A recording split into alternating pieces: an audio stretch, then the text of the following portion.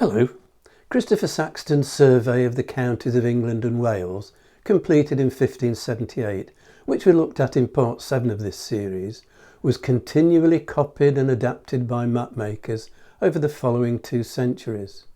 One of the best and first was John Norden, working with his friend and fellow cartographer William Smith.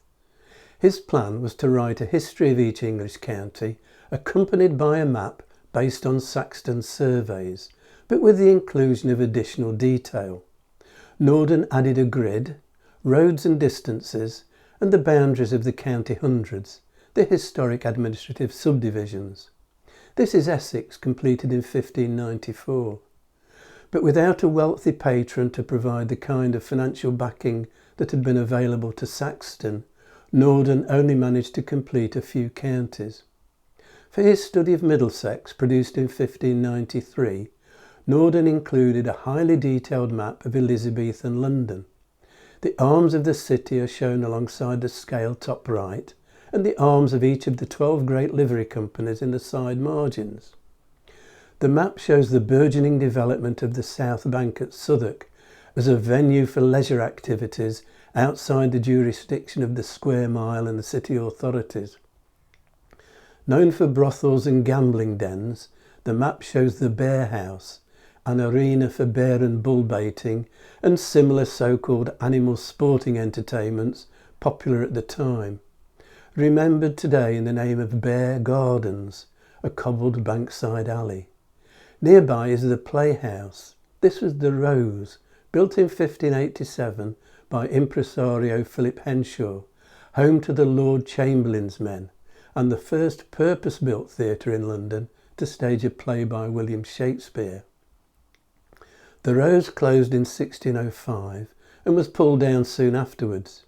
Its foundations were uncovered during construction work on the site in the 1980s.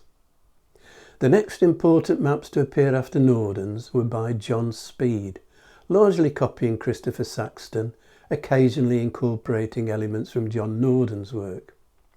Speed's father was a member of the Merchant Tailors Company, and John initially followed in his father's career footsteps before turning to cartography. This is his map of Hampshire, produced in 1610. Speed's innovations included town plans. This is Winchester. The arms of the county's major landowners are shown, no doubt to encourage them to buy copies. This is a decorative coloured version of Speed's Staffordshire from 1610, with town plans of Stafford and Lichfield and an illustrated historical note on the 1459 Battle of Blore Heath, a clash between the Yorkists and Lancastrians during the Wars of the Roses, fought close to the county border with Shropshire. Some coloured versions of Speed's maps were commissioned at the time. Many are Victorian reprints. This is Speed's 1611 map of Cornwall, which draws on a study of the county made by John Norden. No town plan, but an inset picture of Launceston, showing the town walls, the Norman Motte and Bailey Castle, and the site of a former Augustinian priory that gradually disappeared after the dissolution as the buildings were robbed of their fabric for reuse in the town. St Stephen's, the parish church at Llanstefan on St Stephen's Hill, lies outside what became the main town centre, set around the castle and the church of St Mary Magdalene, which was originally administered by the priory.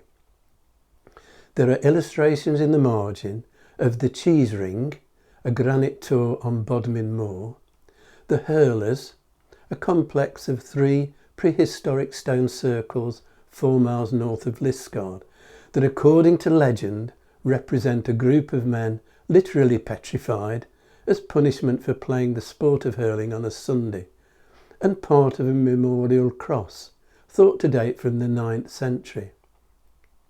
When the map was engraved, Launceston was the county town of Cornwall.